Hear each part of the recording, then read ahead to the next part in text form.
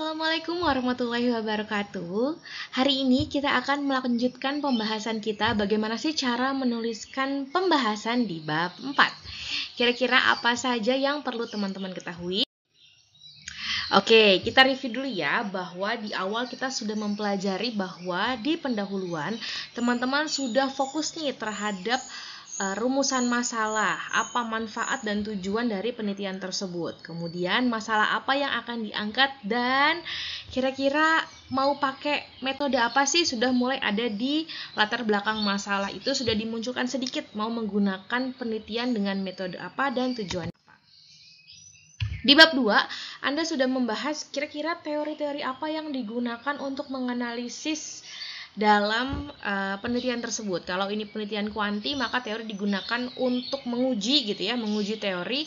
Dan kalau di penelitian kualitatif, Anda menggunakan tinjauan pustaka ini untuk afirmasi teori. Jadi, ada nggak ya kaitan antara data yang teman-teman temukan dengan topik yang menjadi acuan teman-teman untuk penelitian? Nah, di bab 3 gitu ya, teman-teman sudah menentukan mau pakai metode apa, mau pakai teknik menganalisis data apa, teknik pengumpulan data apa. Dan kali ini kita akan belajar gitu ya di hasil dan pembahasan. Setelah tahu nih masalahnya apa, sudah tahu mau pakai teori apa, sudah tahu pakai metode apa, hari ini kita kupas tuntas gimana sih cara menuliskan hasil dan pembahasan. Yang pertama, kita cari tahu dulu apa saja isi hasil dan pembahasan. Jadi, di bagian hasil gitu ya, berisi paparan hasil analisis yang berkaitan dengan pertanyaan penelitian. Pembahasan berisi pemaknaan hasil dan pembandingan dengan teori atau penelitian sejenis. Bagian inti atau pembahasan untuk artikel konseptual berisi paparan telaah atau pemikiran penulis yang bersifat analitis, argumentatif, logis, dan juga kritis. Paparan dalam pembahasan membuat pendirian atau sikap penulis atas masalah yang telah dikupas. Intinya adalah di bagian hasil ini teman-teman mencoba menunjukkan data-data yang sudah diambil. Kalau itu menggunakan kualitatif, misalnya data wawancara gitu ya, setelah Anda transkrip, maka Anda akan mulai menuliskan hasilnya. Dari data tersebut, apa yang bisa ditawarkan? Oke, jadi kalau dia datanya adalah kuantitatif, maka di hasil ini teman-teman mulai memaparkan hasilnya dan kemudian membahasnya. Berapa persen sih yang seperti ini, berapa persen yang seperti itu, lalu bagaimana koefisiensi korelasinya mungkin sesuaikan dengan tema penelitian Anda. Nah, di dalam bab 4 ini ada 3 hal penting yang biasanya wajib ada dalam skripsi kalian. Yang pertama adalah gambaran objek penelitian. Misalnya Anda melakukan penelitian di sebuah perusahaan, maka Anda jelaskan dulu data terkait dengan objek penelitian tersebut. Saya akan memberikan contoh ya.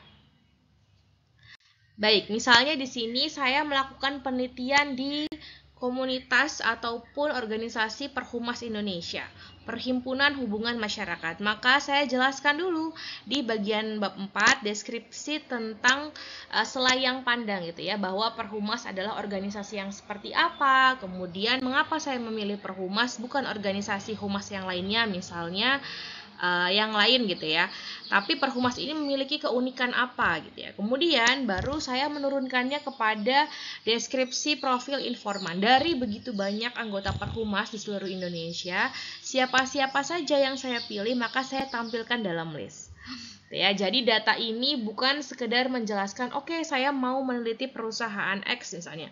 Perusahaan X adalah perusahaan yang berdiri sejak tahun sekian sampai tahun sekian.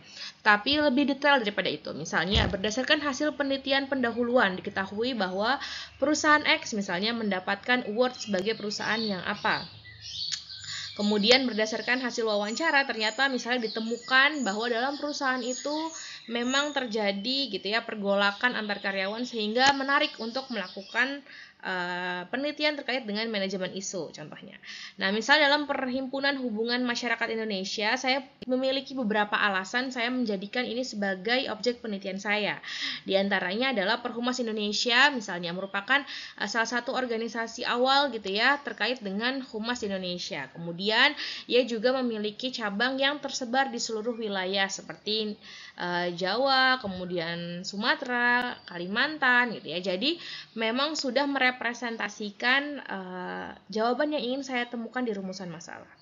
Kemudian dari begitu banyaknya orang, ada beberapa informan yang memang saya pilih.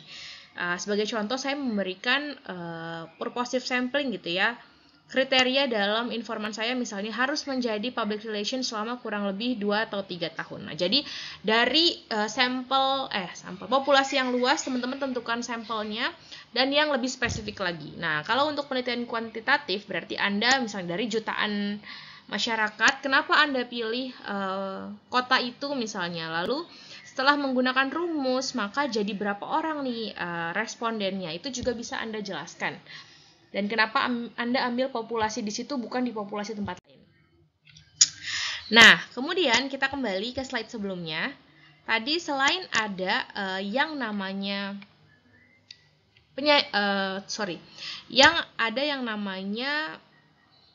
gambaran objek penelitian, maka yang kedua ada penyajian data. Nah, saat kita melakukan penyajian data, maka kita terlebih dahulu sebelum menyajikan gitu ya, kita mengolah dulu data yang sudah kita dapatkan.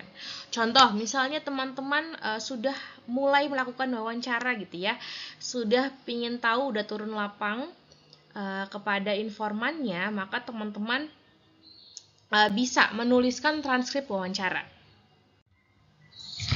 Apa itu transkrip wawancara? Jadi transkrip wawancara itu adalah perpindahan dari data yang sifatnya suara ataupun rekaman menjadi tulisan. Saya berikan contoh di sini adalah transkrip wawancara yang saya lakukan pada waktu saya skripsi. Ini saya melakukan wawancara dengan Pak Sam August. Dia adalah seorang direktur dan konsultan PR. Dalam perusahaannya saya jelaskan lokasi saya mewawancarai beliau yakni di Hotel Arya Duta Bandung. Jadi pada hari itu misalnya Kamis 27 Oktober 2016 saya melakukan wawancara selama kurang lebih 57 menit 25 detik. Nah, saya punya rekamannya, kemudian saya dengarkan dengan headphone lalu saya ketik dalam tabel. Di sebelah kiri gitu ya, sisi pertanyaan ini adalah saya yang sebagai penanya atau peneliti. Kemudian jawaban ini datang dari Pak Sam ya. Jadi teman-teman bisa menuliskan misalnya, "Halo Pak, apa kabar hari ini? Saya Farika dari Universitas Brawijaya Malang." Lalu kemudian dia jawab apa? Teman-teman tulis lagi, "Halo," misalnya. Dia jawab di sini dari universitas mana? Lalu kita basa-basi, teman-teman tuliskan lalu mulai wawancara. Misalnya, "Pak, apa yang Anda pikirkan tentang public relation?" Maka dia jawabannya akan teman-teman tulis secara persis gitu ya, sama persis. Nah, bahkan kalau ada hasil observasi yang sifatnya adalah gerak-gerik mungkin teman-teman juga bisa menambahkannya dalam hal tersebut. Kemudian dari hasil transkrip wawancara ini, kalau yang kuantitatif berarti Anda bisa mungkin mulai membuka Google Docs-nya gitu ya. Di situ biasanya ada analisis data mentah yang berupa Excel, misalnya Anda download gitu ya, hasil dari kuesioner online ataupun kuesioner biasa Anda masukkan dulu semua ke dalam Excel. Nah, data mentah berupa transkrip ataupun tadi Excel dari Google Docs online itu bisa Anda rapihkan terlebih dahulu gitu ya. Ketika Anda sudah merapikannya, maka Anda sudah siap untuk melakukan penyajian data. Nah, kalau di kualitatif, maka penyajian data sifatnya adalah kategorisasi. Anda akan mengelompokkan misalnya pertanyaan nomor 1 terkait dengan bagaimana sih fashion dalam kacamata PR. Kemudian yang nomor 2 bagaimana manajemen impresi tentang PR. Nah, ini berisi jawaban-jawaban dari informan penelitian Anda.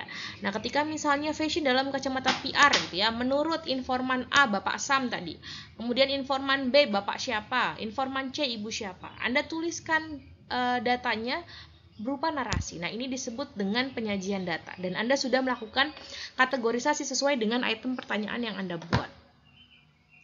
Begitu pula sama halnya dengan penelitian kuantitatif. Anda sudah menemukan gitu ya, pertanyaan nomor 1. Siapa saja yang setuju maka Anda ceritakan gitu ya. Misalnya pertanyaan nomor 1. Yang setuju adalah 60% dari total responden menyatakan setuju, sementara 40% lainnya tidak setuju. Nah, itu Anda tuliskan dalam penyajian data. Nah, bentuknya akan menjadi seperti ini, jauh lebih rapi ketika Anda mulai menuliskannya. Setelah Anda menuliskan per item pertanyaan dalam kategorisasi itu, Anda bisa melakukan penyajian data per kategorisasi. Misal di sini, bagaimana sih fashion dalam kacamata public relation? Bagaimana tanggapan PR? Seberapa penting fashion menurut mereka? Nah, di sini saya kemudian menampilkan jawaban-jawaban dari informan. Jadi saya pilih dari hasil transkrip tersebut. Contoh, ada praktisi PR yang memaknai pentingnya fashion sebagai gaya hidup. Nah, ini disampaikan oleh siapa? Saya berikan tanda kutip, fashion adalah tren dan gaya hidup menurut Pak Sahib, komunikasi personal 15 Maret 2017. Jadi saya juga mencantumkan tanggal berapa saya wawancara dengan Bapak tersebut, lalu saya citasi dengan aturan yang sesuai gitu ya. Nah, kemudian setelah itu saya menceritakan lagi. Jawaban tersebut juga dimiliki oleh informan B misalnya, lalu informan C. Nah, jadi penyajian data ini sifatnya hanya menampilkan data saja. Ya, semoga sampai sini dapat dimengerti. Baru kemudian kita masuk ke poin yang ketiga. Tadi yang poin pertama teman-teman masih ingat ada apa saja? Baik, ada deskripsi objek penelitian, yang kedua ada penyajian data, yang ketiga ada pembahasan. Nah, pada subbab ini yang teman-teman perlu lakukan adalah mulai menganalisis hasil penyajian data tersebut dikaitkan dengan teori-teori yang sudah teman-teman punya di bab 2. Gitu ya. Nah, tetapi ini agak sedikit berbeda mungkin dengan yang kuantitatif. Maka di kuantitatif dia akan mengaitkan hasil tersebut gitu ya, apakah dengan hipotesisnya, apakah setelah penyajian data dan dianalisis gitu ya dengan SPSS ataupun software lain, maka hipotesisnya terbukti atau ditolak. Nah, setelah terbukti atau ditolak, maka Anda menjelaskannya gitu ya. Nah, di pembahasan ini kalau secara kualitatif Anda bisa melanjutkan penelitian dengan menguatkan gitu ya hasil data Anda tadi, analisis data Anda berikan lagi gitu ya. Di pembahasan misalnya, setelah melakukan wawancara gitu ya, di sini saya tuliskan berdasarkan hasil dialog antar data dari 22 dari 29 informan menyatakan bahwa fashion merupakan bagian dari proses manajemen impresi.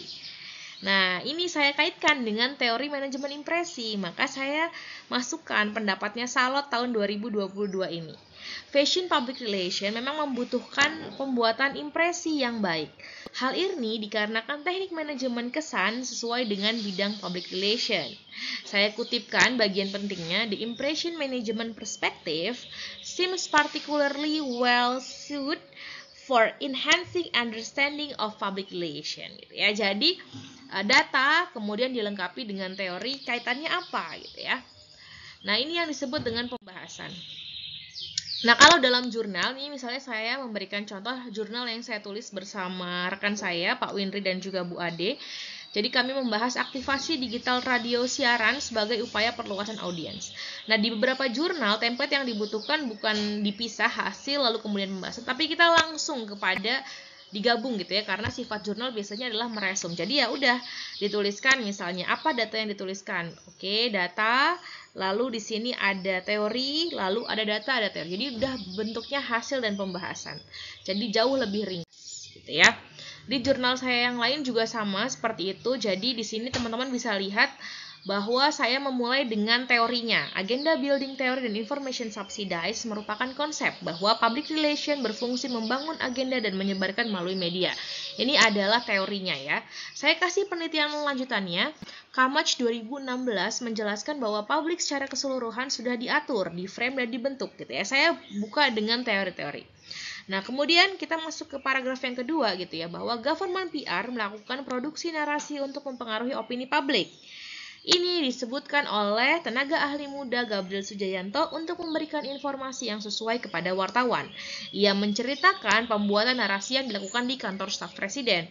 Nah, di sini saya mengutip perkataan langsung, jadi transkripnya saya potong dari lampiran tadi, saya masukkan ke dalam hasil dan pembahasan. Lalu, tetap sama di bawah saya memberikan tanda kurung kapan saya melakukan wawancara tersebut, tanggal berapa, dan dengan siapa. Secara personal ataupun saya wawancara lewat Zoom gitu ya. Jadi di sini tampak sekali gitu ya, saya mendialogkan antara data dengan teori. Jadi teman-teman bisa menceritakan lebih lugas gitu ya, lebih kuat misalnya. Hal ini dikatakan oleh informan A. Hal ini sesuai dengan teori apa? Ya, jadi mengaitkan antara teori dengan praktik. Contoh, misalnya dalam teori agenda building ini misalnya seharusnya gitu ya, public relation mampu membangun agenda supaya punya grand narasi yang disebarkan kepada para wartawan. Nah, ternyata dalam keadaannya atau fenomenanya apakah benar seperti itu? Teman-teman ceritakan fakta di fenomena yang terjadi setelah teman-teman wawancara. Kalau ini kuantitatif, maka Anda jelaskan gitu ya, kenapa hipotesis ini diterima atau kenapa hipotesis ditolak. Karena misalnya sekian persen mengatakan demikian. Nah, kemudian setelah Anda menuliskan hasil dan pembahasan, baru kita menjawab simpulan dan saran. Jadi simpulan ini poinnya biasanya sama dengan rumusan masalah. Kalau Anda punya satu rumusan masalah, maka Anda punya satu simpulan. Kalau Anda punya satu rumusan masalah atau dua rumusan masalah, maka Anda punya dua simpulan. Jadi simpulan harus menjawab rumusan masalah. Dan poin-poin tadi itu dibahas di kategorisasi yang ada di pembahasan bab 4 Anda. Oke, baik teman-teman. Sampai sini gimana? Apakah sudah paham apa saja yang ada di bab 4? Coba saya mau review lagi. Silahkan Anda tuliskan di kolom komentar apa saja 3 poin penting yang ada di bab 4. Oke, ada. Oke, yang kedua apa? Dan yang ketiga, silahkan Anda tuliskan di kolom komentar gitu ya. Dan pertanyaan yang kedua adalah silahkan Anda tuliskan juga di kolom komentar simpulan gitu ya. Bagaimana cara Anda menentukan jumlah simpulan? Harus sama dengan apa ya?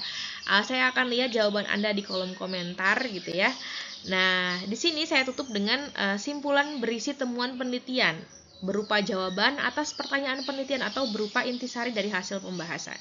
Simpulan disajikan dalam bentuk paragraf. Bagian penutup berisi simpulan substansi, penegasan pendirian, dan juga sikap kita, serta rekomendasi. Nah, jadi setelah teman-teman melakukan analisis di bab 4, ada nggak sih kaitan temuan dengan teori? Kalau ada apa? Misalnya, Bu, ternyata setelah saya wawancara, dari ketiga teori tersebut, ternyata yang dua sama persis, Bu, tapi satu berbeda. Nah, itu bisa disampaikan. Misalnya, dari teori jenis-jenis public relation gitu ya, ada 4 peran PR misalnya. Dari keempat ini, 3 peran sudah dimainkan oleh perusahaan X, tapi yang satu belum. Nah, satu belum ini bisa teman-teman masukkan ke dalam rekomendasi. Contoh, misalnya, di perusahaan X, dia sudah memainkan peran A, peran B, peran C sesuai dengan 4 peran PR. Nah, namun peran yang terakhir ini belum dimaksimalkan oleh perusahaan tersebut. Maka bisa teman-teman tuliskan dalam rekomendasi penelitian. Baik, itu tadi cara teman-teman mengolah data gitu ya, membuat transkrip dulu, membuat hasil analisis Google Form dulu, Google Docs, baru teman-teman menuliskan kembali. Semoga sukses menuliskannya. Mudah-mudahan bermanfaat. Jika ada pertanyaan dan kurang paham, teman-teman bisa tuliskan di kolom komentar. Terima kasih. Wassalamualaikum warahmatullahi wabarakatuh.